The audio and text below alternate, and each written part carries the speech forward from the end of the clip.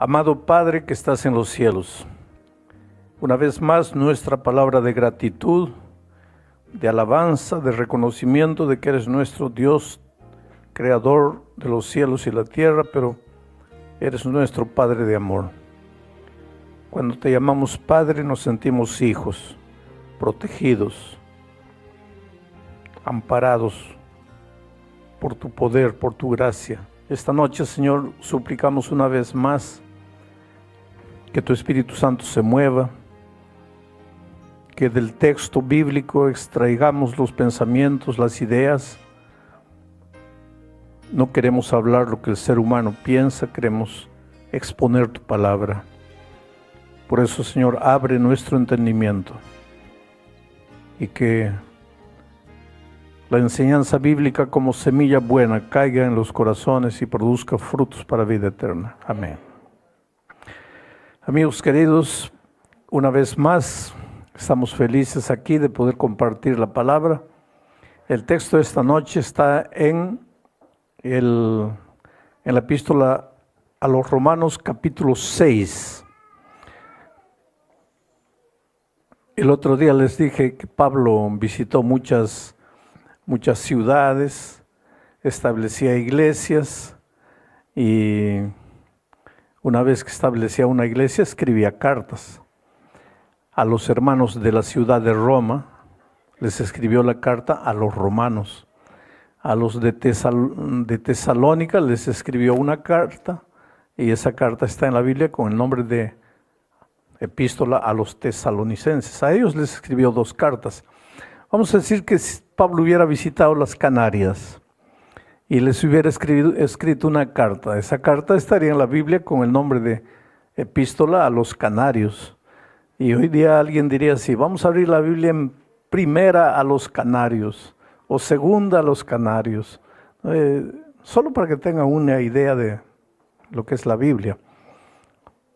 El texto para esta noche está en el capítulo 6, versículo 3. Dice así. Es una pregunta. Ya les dije el otro día que Pablo era un maestro por excelencia y la mejor manera de enseñar es preguntar. Y él siempre comienza sus textos con una pregunta para hacer pensar, para hacer meditar. Y ahora él dice así: ¿o no sabéis, está preguntando, o no sabéis que todos los que hemos sido bautizados en Cristo Jesús, hemos sido bautizados en su muerte? Este es un asunto interesante. Miren, cuando se estudia la Biblia hay una cosa: no hay que leer la Biblia por leerla, hay que leerla y entender, tratar de entender, meditar, aplicar el texto bíblico para las necesidades, porque la Biblia no es una exposición de verdades simplemente. La Biblia, ya les dije, es una carta de amor que Dios escribió al ser humano. ¿Para qué? Para enseñarle a vivir, para orientarle en todas sus actividades. Cuando tienes duda, cuando no sabes qué decisión tomar, abre la palabra de Dios. Tú vas a ver que Dios te va a orientar, te va a decir para dónde ir, cuándo ir, cómo ir. Él muestra el camino, Él es el camino. El problema es que nosotros tomamos decisiones solos y a veces nos va bien, a veces nos va mal. Y cuando digo nos va mal, no quiero decir financieramente, no quiero decir profesionalmente, no quiero decir en algún área de la vida. A veces nos va bien en un determinado área de la vida, pero nos va mal como seres humanos, especialmente el corazón, el alma. Hay mucho vacío, ¿sabes? Hay mucho vacío en el mundo. Y la gente no quiere reconocer su propio vacío, se mete a los vicios, se mete a una cosa, a la otra cosa, para tratar de olvidar el vacío, el dolor interior. ¿Y por qué ese vacío? Porque salimos de las manos de Dios. Y solo seremos completos cuando nos devolvamos a Dios. Lejos de Dios, pues intentaremos ser felices, plenos, llenos, pero siempre estaremos conservando ese vacío que duele, que incomoda. Y lo peor, nos preguntamos, ¿pero por qué me siento así? ¿Cuánta gente? Miren, yo encontré una vez un hombre, un empresario, uno de los hombres más ricos del Brasil, me pidió para conversar con él. Su secretaria es miembro de la Iglesia Adventista. Y en Navidad le dio un regalo. Y de regalo le dio un libro mío. Entonces, él en un momento de angustia, de ese vacío que incomoda, leyó el libro y alguna cosa tocó su corazón. Llamó a la secretaria y le dijo, marca un encuentro con este hombre, y fue así que me encontré con él. Yo lo conocía por la televisión, cuando el Brasil pasa por un momento difícil financieramente, una de las primeras opiniones, los periodistas corren a él para pedir su opinión, y la posición de él siempre es bien coherente. Yo lo conocía, es un hombre público, y ahora estaba ahí esperándome en el restaurante, me senté, y él me dijo así, mire pastor, yo tengo dinero, usted sabe que yo tengo dinero. Sí, claro. Él tiene un imperio financiero. Y me dice así, pastor, no hay nada en este mundo que yo no pueda comprar. Lo que yo quiero, lo que inventen por ahí, yo compro. Yo puedo comprar todo. Yo puedo viajar a cualquier lugar del mundo. No necesito comprar mi pasaje de avión. Yo llamo a mi propio piloto con mi propio avión para que me lleve a donde yo quiero. Yo tengo todo. Pero hay una cosa, pastor. Cuando llega la noche y me acuesto, siento como que yo le he hecho mal a alguien. Y yo no le he hecho mal a nadie. Yo tengo empleados, miles de empleados en mis empresas. No hay uno que va a decir que yo fui injusto con él, porque yo trato de ser un hombre justo. Yo doy dinero para obras de filantropía. Yo soy honesto con mi esposa, honesto con mis hijos. Moralmente yo no hago nada de malo. Yo lo llamé a usted aquí porque quiero que me diga, ¿qué me pasa? ¿Qué me falta? ¿Por qué me siento así? Pues los psicólogos le llaman a eso vacío existencial. Culpa existencial, culpa de no haber hecho nada. Culpa de vivir, culpa de ser, culpa de existir. ¿Pero por qué? Ese vacío solo puede ser llenado cuando tú te entregas a Cristo, cuando tú te devuelves al Señor Jesús. Ahora, Pablo empieza su mensaje esta noche y les dije hay que pensar en lo que él dice, con una pregunta que dice así. ¿No sabes tú que cuando te bautizas en la muerte de Cristo? ¿Qué quiere decir ser bautizado en la muerte de Cristo? Porque el otro día alguien me dijo, pastor, yo pensaba que me bautizaba en el agua, pero ahora viene usted y me dice que soy bautizado en la muerte de Cristo. Pues en primer lugar, no soy yo el que estoy diciendo que te bautizas en la muerte de Cristo, es la palabra de Dios. Pablo dice, ¿no sabes tú que cuando te bautizas en la muerte de Cristo? Para entender qué quiere decir ser bautizado en la muerte de Cristo, primero hay que entender qué es la muerte de Cristo. Y eso de la muerte de Cristo es fácil de hablar. Nosotros hablamos, Cristo murió por mí, hay que confiar en la muerte de Cristo. Pero ¿qué significa la muerte de Cristo? Eso es lo que necesitamos entender, porque si no entendemos qué es la muerte de Cristo, ¿cómo vamos a entender qué es el bautismo? Porque cuando somos bautizados en la muerte de Cristo. Para eso les voy a hacer una ilustración. Les voy a leer dos textos más. Romanos capítulo 5. Los versículos 7 y 8 dicen así. Bienaventurados, o sea, felices. Bienaventurados aquellos cuyas iniquidades son perdonadas y cuyos pecados son cubiertos. Bienaventurado el varón a quien el Señor no inculpa de pecado. Aquí no está diciendo que no hemos pecado. La Biblia es contundente, ya vimos eso la otra noche. Todos pecamos y estamos destituidos de la gloria de Dios. No hay un ser humano en el mundo que pueda decir, en mí no hay pecado. No hay un ser humano, no hay un hombre santo de la Biblia, de los apóstoles, de los profetas, que pueda decir, en mí no hay pecado. Todos hemos pecado, todos estamos destituidos de la gloria de Dios. Pero ahora viene aquí la Biblia y dice así, aunque has pecado, hay perdón para ti. No importa lo que hayas hecho, no importa cómo hayas vivido, tu vida empieza en el momento en que te entregas a Cristo. Ahí todo quedó para atrás, todo lavado, todo limpio. En el momento que te entregas al Señor Jesucristo, es como si Él te diera una página nueva, una página en blanco, para que escribas una nueva historia. Las cosas viejas pasaron, he aquí todo es hecho nuevo. Y dice más, ¿pero por qué esto? Bienaventurado el varón a quien el Señor no inculpa de pecado. Sí, tú eres culpable, has pecado, tú mereces morir, pero estás perdonado, ya no tienes culpa. ¿Pero por qué no tienes culpa? Y ahora vamos a leer el último texto de esta noche que responde a esa pregunta. ¿Por qué, aunque yo pequé, no tengo más culpa? En la segunda epístola a los Corintios, en el capítulo 5, versículo 21, dice así: al que no conoció pecado. ¿Quién es este que no conoció pecado? Porque la Biblia dice que todos pecamos. Pero ¿quién es este que no conoció pecado? Jesús. Él vino a esta tierra, fue tentado en todo, pero no pecó. Ahora viene Pablo y dice, a ese que no conoció pecado, por nosotros lo hizo pecado, para que nosotros fuésemos hechos justicia de Dios en Él, en Cristo. O sea, todos nosotros merecíamos morir, pero Cristo murió por nosotros. Ahora voy a tratar de explicarles lo que quiere decir Cristo murió por nosotros. Miren, yo lo voy a hacer con una ilustración. Vamos a decir que yo tengo,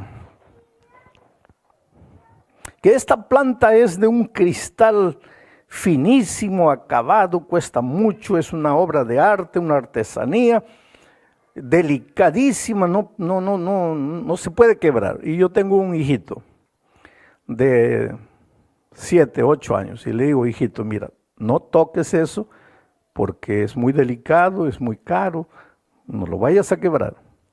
El muchacho no me hace caso, viene corriendo. Y yo le digo, mire hijito, no toques, voy a hacer un trato contigo. Si tú tocas, yo te voy a dar una palmada en la mano. ¿Escuchaste? Sí. A ver, explícame. Si yo toco, me das una palmada en la mano. Entonces, ¿está claro? Sí. ¿Qué está claro? Que no voy a tocar. Muy bien, yo me voy. Vuelvo y no solo lo encuentro tocando, sino todo destrozado. Entonces cuando mi hijo me ve, el chiquito, inmediatamente da un paso para atrás y dice así, papito, ¿qué cosa? Perdóname. Cuando dice papito, perdóname, ¿qué está queriendo decir en otras palabras? Papito, no me pegues. Y pues yo no quiero pegarle. Y le digo, está bien, hijito, te perdono. Cuando digo te perdono, ¿qué estoy diciendo? No te voy a pegar. Mi hijito se va feliz y yo también me voy feliz. Ahora yo les pregunto, ¿perdoné o no perdoné a mi hijo? Claro que perdoné. En términos humanos yo lo perdoné. Pero para Dios no existe ese perdón. ¿Por qué? Porque la palabra de Dios es eterna. Y la palabra de Dios dice, la paga del pecado es la muerte. Y si la paga del pecado es la muerte, y yo pequé, y la palabra de Dios es eterna, tengo que morir. Pero yo no quiero morir. Entonces le digo a Dios, Señor, yo no quiero morir. Si Dios fuera hombre, me diría, está bien, ¿no quieres morir? Puedes irte. Te perdono. Pero Dios no es hombre. Dios es Dios. Y su palabra es eterna. Si Él dijo que la paga del pecado es la muerte, pues el hombre tiene que morir porque pecó. Pero el hombre no quiere morir. ¿Y ahora qué hacemos? Ahí entra la figura, la persona maravillosa de Jesucristo. Porque el Señor Jesucristo vino a este mundo. Voy a hacer una especie de diálogo para que ustedes entiendan. Jesús le dijo a su padre así, mira, antes de que el hombre muera por su pecado, déjame ir a la tierra, pero voy a ir a la tierra como un ser humano. Y Jesús vino a esta tierra y nació como un ser humano, como tú y como yo. Nunca dejó de ser Dios, pero fue plenamente humano. Ese misterio nunca lo vamos a entender. Y vivió en este mundo y fue tentado en todo, pero nunca pecó, nunca pecó. Ahora él se presenta a su padre de nuevo y le dice así: mira padre, el hombre pecó y tenía que morir porque la paga del pecado es la muerte. Yo fui como hombre a la tierra, fui tentado en todo, pero no pequé. Por lo tanto, yo gané la vida. Yo no merezco morir, yo tengo la vida. El hombre pecó, tiene que morir. Pero no hay nada que diga que yo no pueda hacer un intercambio con el ser humano. Entonces, la muerte que el hombre merece, yo la voy a tomar para mí. Y la vida que yo merezco, porque no pequé, se la voy a entregar al ser humano. Y fue eso lo que sucedió en la cruz del Calvario. Cristo, que no hizo nada, que nunca pecó, que no merecía morir, murió. ¿Para qué? Para que la culpa que el hombre tenía, para que la muerte que el hombre merecía, él no la muriera. Jesús murió la muerte que el hombre merecía. Para que entiendan mejor esto, les voy a hacer una ilustración. Ustedes saben que en los días antes de la crucifixión de Cristo había un ladrón famoso llamado Barrabás, un hombre malo, perverso. Era perseguido por la policía de sus días, todo el mundo, porque él, bajo el pretexto de que era un gran revolucionario, un guerrillero, como hoy era un terrorista en realidad. Él violaba a las jovencitas que estaban sueltas ahí en la oscuridad, en la penumbra de la noche. Él era perseguido por la policía y todos decían: ojalá que lo agarren, ojalá que lo agarren. Y unos días antes de la muerte de Cristo lo agarraron. Y lo juzgaron y lo condenaron a la muerte. En esos tiempos, la muerte era por crucifixión. Lo agarraron y lo condenaron a la muerte por crucifixión. Ahora, para nosotros la muerte por crucifixión no es nada, pero yo les voy a explicar lo que era la muerte por crucifixión. Preparaban un madero, una cruz, colocaban la cruz en el suelo. Ahí colocaban las manos del delincuente, clavaban sus manos y sus pies y levantaban la cruz. Y con el peso del cuerpo del delincuente, sus carnes se desgarraban y comenzaba a sangrar. Ahora, tú sabes que nadie muere porque le hacen una herida en las manos y en los pies. Si le colocaran el clavo en la cabeza o en el corazón, todavía. Pero las manos y los pies no son puntos vitales. Por lo tanto, el delincuente no moría. Él quedaba colgado en la cruz vivo.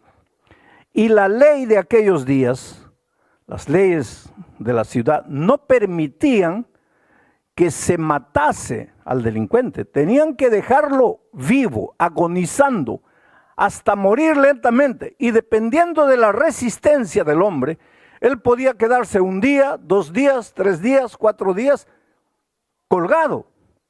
La ley no permitía que se le diera comida ni agua, solamente que se le mojara los labios con un poco de vinagre.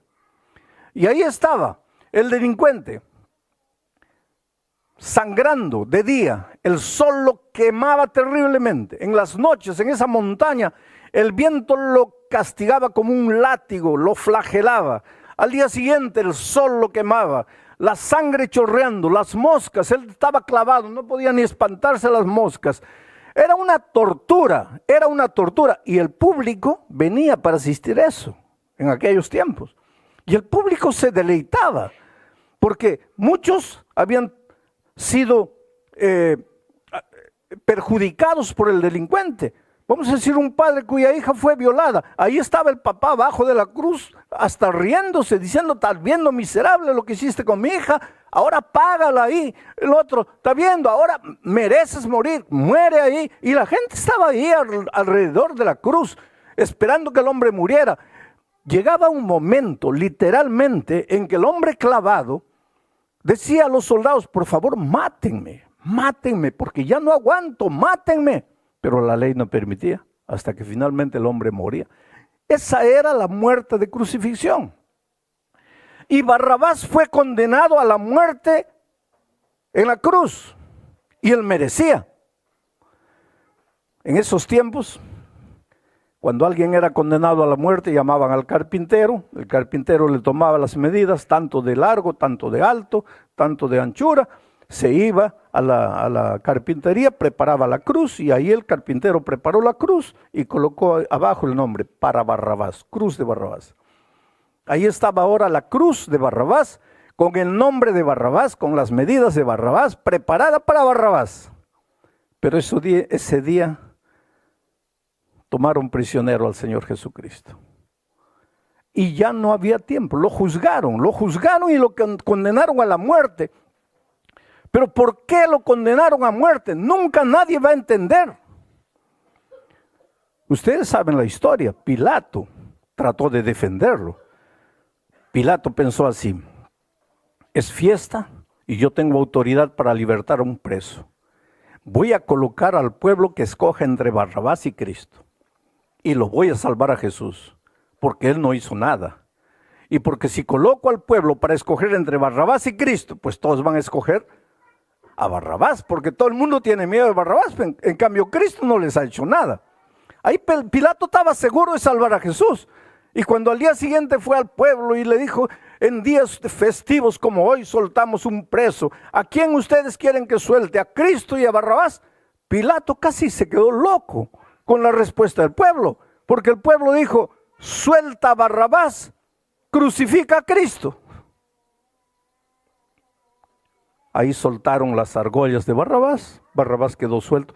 Yo les digo una cosa: si alguien entendió lo que significa Cristo murió por mí, tiene que haber sido Barrabás. Porque cuando lo soltaron, Barrabás se quedó mirando a Jesús y le dijo: pero qué suerte que apareciste, porque si tú no aparecías yo estaba frito. Pero ahora tú vas a morir en mi lugar. Gracias. Y se fue. Ahora ahí estaba Jesús, condenado a la muerte de cruz. Ya no había tiempo para preparar una cruz para Jesús. Además, ahí estaba una cruz vacía. Ustedes saben que Jesús en la subida al Calvario se cayó 7 veces. La tradición dice. ¿Por qué ustedes piensan que Jesús cayó? Porque la cruz que él cargaba no era la de él. Él cargaba una cruz más pesada que para él. A Jesús nunca nadie le preparó una cruz. ¿Por qué? Porque Jesús no merecía una cruz. Cuando Jesús fue subiendo la montaña del Calvario, estaba subiendo con la cruz de Barrabás. Por lo menos eso es lo que tú piensas. No era la cruz de Barrabás. Era tu cruz. Era mi cruz. Éramos nosotros que teníamos que morir, porque fuimos nosotros que escogimos la muerte. Pero Jesús nos amaba tanto que decidió morir. Ahora, Jesús no era un loco, suicida, con ganas de morir. Recuérdate que Jesús era un ser humano completo, como tú y como yo, normal, que tenía instinto de vida, instinto de conservación. ¿Tú crees que él quería morir? Él no quería morir. Tanto así que la noche del Getsemaní, él sudó sangre, él se arrodilló, él lloró, él le pidió a Dios: por favor, Señor, no quiero morir. Yo sé que tengo que morir. Yo sé que es la única manera de salvar al hombre, pero no quiero morir. Por favor, si puedes, pasa este cáliz de mí. Pasa este momento de mí. Y yo creo que el padre le dijo: está bien, hijo, si no quieres, regresa. Pero si él regresaba, todos nosotros estaríamos condenados para siempre. No habría salvación para nosotros. Hubo un momento en la vida de Cristo en que en sus manos estuvo nuestra muerte o nuestra vida. Y él decidió morir. Levantaron a Jesús en la cruz y murió. Tú sabes que en ese momento el sol se ocultó. Los animales se recogieron a sus nidos, los pájaros, los animales a sus cuevas, porque hasta la naturaleza tenía vergüenza de lo que el ser humano estaba haciendo. Jesús murió. Qué fácil es decir Jesús murió. Cuando yo era pequeño, mi madre tenía un libro llamado Primeros Pasos. Y ahí estaba la escena de la crucifixión de Cristo. Yo le preguntaba a mi madre, mamá, ¿quién es este de esta cruz aquí? Y él me decía, ese es el buen ladrón. Y este es el mal ladrón. ¿Y este que está en el medio, quién es?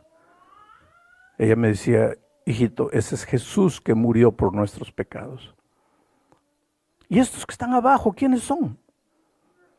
Y él me decía, hijo, esos son los malditos soldados que crucificaron a Cristo. Y sabes que yo crecí toda mi vida pensando que fueron los soldados que crucificaron a Cristo. Hasta que un día entendí, ¿sabes? Un día me arrodillé para pedir perdón a Dios y entendí que no fue ningún soldado que mató a Cristo, fui yo. Porque cuando nosotros le decimos, Señor, perdóname, ¿sabes lo que estamos diciendo? Señor, yo pequé y yo merezco morir, pero no quiero morir. Y la única manera de no morir, yo, es que tú mueras por mí. Y te lo voy a explicar con una historia. Hay un pastor americano que ya murió, su nombre era Pastor Richards. Él cuenta en su biografía que cuando era muchachito así de 10 años le gustaba saltar a la chacra del vecino y robarle manzanas al vecino. Y el vecino un día se quejó con la mamá y entonces la mamá sacó una vara verde y le mostró la vara. Le dijo, mira hijo, me haces pasar vergüenza, le robas las manzanas al vecino. ¿Estás viendo esta vara? Sí. Si tú entras una vez más a robarle manzanas al vecino, te voy a dar 5 veces con esta vara en la espalda. ¿Me estás oyendo? Sí, mamita. Está claro, mamita. Y él dice, yo veía las manzanas cada vez más rojas, más lindas, más deliciosas. Una semana, 15 días, no aguanté.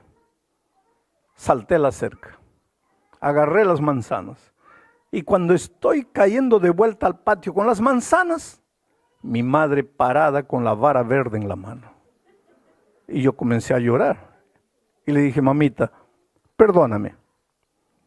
Y mi mamá dijo, no, hijo. Nosotros teníamos un trato, ¿sí o no? Sí, mamita.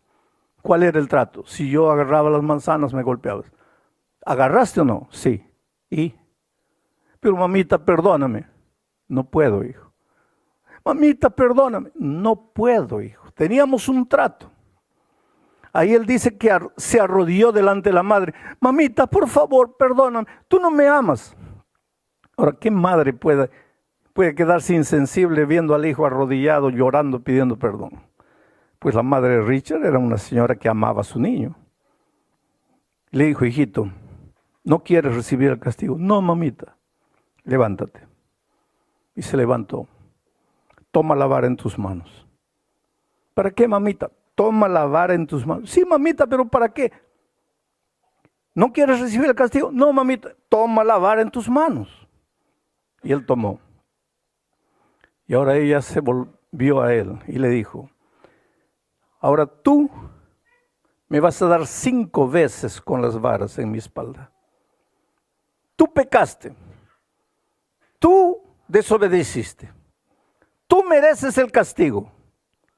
Pero yo te amo tanto que voy a sufrir el castigo por ti. Tú no lo vas a sufrir. Y el pastor Richard cuenta y dice así,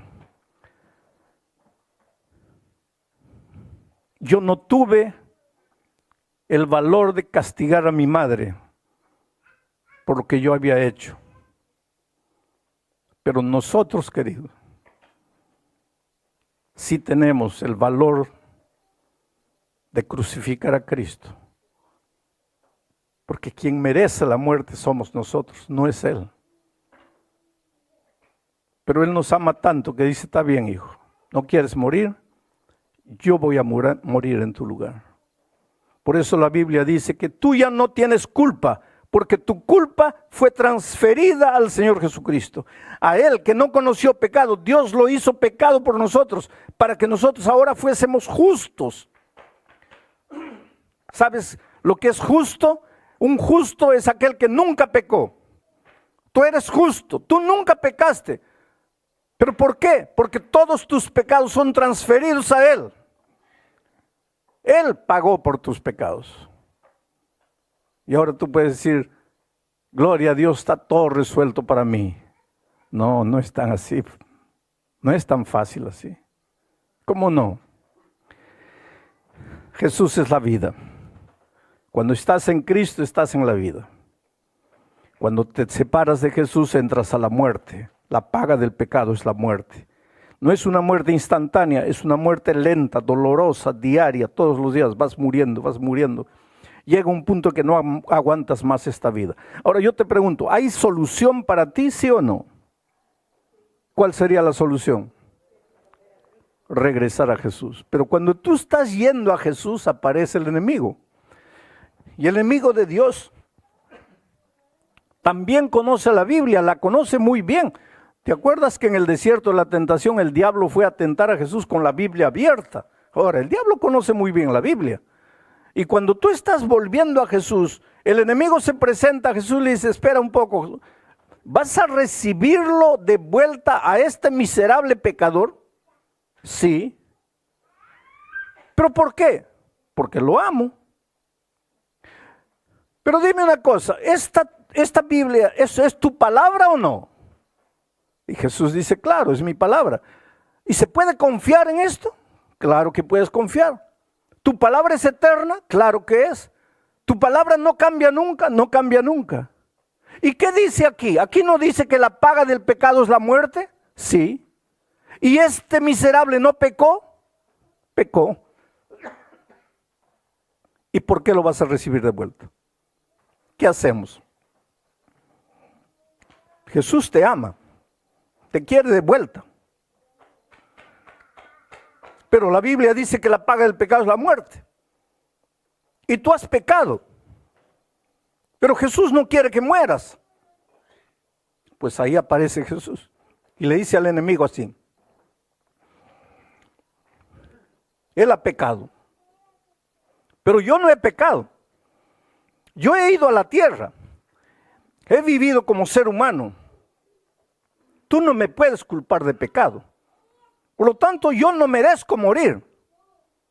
¿Correcto? Sí. Pero yo morí.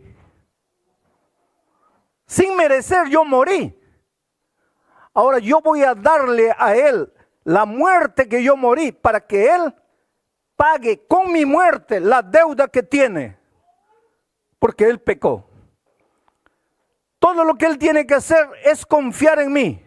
Es creer en mí. Y mi muerte va a cubrir su pecado. Y ahí se acabó el problema, ¿sí o no? No, querido. Ahí viene lo que Pablo dice hoy, en el texto de hoy. Dice así, ¿no sabes tú que cuando te bautizas en la muerte de Cristo? ¿Qué quiere decir eso? Eso quiere decir que para que la muerte de Cristo te sirva, para que la muerte de Cristo cubra tus pecados, tú tienes que entrar al tanque del bautismo. Porque cuando te bautizas, te estás bautizando en la muerte de Cristo. Pero si no quieres bautizarte, entonces tienes que morir tú, porque la muerte de Cristo no te sirve. Ah, Dios mío, pero es que yo no quiero morir. Entonces bautízate. No, pero es que todavía no estoy preparado. Entonces vas a tener que morir. Pero Señor, no quiero morir. Entonces bautízate. No, pero todavía, entonces vas a morir. Tú no tienes opciones. O te bautizas o mueres por tu pecado. Cuando te bautizas, Cristo muere por ti. Tú ya no necesitas morir. Si no te bautizas, tú tienes que morir. La muerte de Cristo no te sirve, aunque tú creas. Por eso Santiago dice que los demonios también creen, pero no les sirve de nada. ¿Por qué? Porque el creer no es creer de palabra. Tienes que probar al Señor Jesucristo que crees. Él murió por ti. Su muerte te cubre, su muerte te limpia, su muerte te perdona, su muerte sustituye tu muerte. Pero tú tienes que bautizarte. Porque cuando te bautizas en la muerte de Cristo. Pero a veces los seres humanos inventamos de todos. Por ejemplo, mi padre era un hombre extraordinario, ¿sabes? Pero él no quería bautizarse. ¿Y sabes por qué no se bautizaba? Porque él decía, mira hijo, yo veo tantas incoherencias en la iglesia. Gente que el sábado está con la Biblia abierta, durante la semana está viviendo como cualquier hombre que no conoce la palabra de Dios. Entro a la iglesia, chismes, que uno no saluda al otro, que el otro habla mal del otro. Oh, hijo, para meterme a una iglesia así, no, prefiero que no. Él no entendía. Hay otra gente que dice, no, es que yo todavía no estoy preparado. Te voy a hacer otra ilustración. Vamos a decir que te estás ahogando en el mar, ya estás morado, ya tragaste agua, ya no tienes más, ya estás muriendo, ya para hundirte el agua hasta el cuello, y de repente yo aparezco en un helicóptero, acompañado de 2 personas, y te lanzo una cuerda, y te digo, agárrate, agárrate. Y tú con el agua hasta aquí ya para morir, me miras y dices, pero pastor, es que todavía no estoy preparado. ¿Qué te vas a preparar? Agárrate o mueres. Oh, pastor, pero déjeme pensarlo. ¿Pero qué lo vas a pensar? Ah, pastor, pero es que ahí a su lado hay un hipócrita que no me saludó. Agárrate o mueres, no tienes otra salida. Porque cuando te bautizas en la muerte de Cristo. Y ahora termino contándote una experiencia.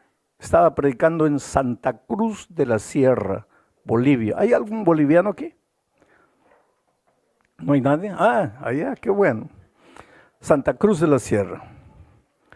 Hace muchos años atrás, en un coliseo para unas 5,000 personas, al final dije así, ¿cuántos quieren entregarle la vida a Jesús? ¿Quién es la primera persona en levantarse? Y la primera persona fue un ebrio, un borrachito.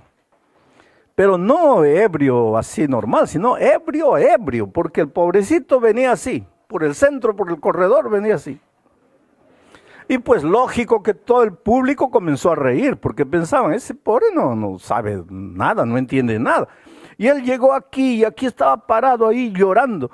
Pues tampoco es extraño, porque los ebrios se ponen a llorar, ¿no? De tristeza, de cualquier cosa, ahí llorando. Bueno, vino mucha gente. Ese ebrio tenía la barba larga, el cabello largo. Parece que olía feo, porque la gente llegaba y cuando llegaba cerca de él, discretamente se iba retirando, porque el tipo olía feo. Nunca se bañaba. Después supimos que ese hombre, él vivía en los puentes, en la calle, era un pordiosero acabado, destruido por el alcohol. Bueno, esa noche terminó. A la noche siguiente yo prediqué nuevamente y nuevamente llamé, dije así, las personas que se han levantado anoche no necesitan levantarse, pero ¿quién es la primera persona que vendrá esta noche? Y la primera persona, el ebrio de nuevo, y viene por el corredor todo ahí. Y pues ahora sí el público comenzó a reír, porque pensaba, ahí está la prueba de que no entiende nada, porque el pastor dijo, los que se han levantado anoche ya no se levantan hoy. El hombre llegó aquí. La tercera noche, yo nuevamente digo, ¿quién es la primera persona? Y yo mentalmente pensaba, el ebrio va a aparecer. No apareció. La cuarta noche no apareció, la quinta noche no apareció, la sexta noche no apareció más. Pero la penúltima noche prediqué un mensaje acerca del bautismo. Y dije, voy a invitar a todas las personas que se han levantado durante la semana, pero que esta noche quieren dar un paso más adelante diciéndole al Señor, quiero prepararme para ser bautizado un día. ¿Quién es la primera persona? Y la primera persona que se levantó fue un hombre de pantalón jeans, camisa blanca, bien peinadito, se notaba que se había echado gel en el cabello, vino andando así. bien cortadito el cabello, un hombre elegante. Se paró ahí y con las manos así lloraba y lloraba. Mucha gente comenzó a llegar, pero yo le dije, yo te conozco. Y él levantó los ojos y me dice, sí, pastor, el ebrio soy yo. Pero no estaba ebrio, se había bañado, estaba bonito, estaba bien peinado. Y bueno, terminó la reunión, yo me fui al camarín. Cuando ya me estaban llevando, lo encuentro a él en un corredor llorando. Y me acerqué para abrazarlo, para felicitarlo por su decisión. Y le digo, ¿por qué estás llorando? Y él me dijo, mira, es que yo me quise bautizar, pero los hermanos no quieren. ¿Y por qué no quieren? Porque dicen que yo el domingo he estado ebrio y ¿cómo me voy a bautizar hoy?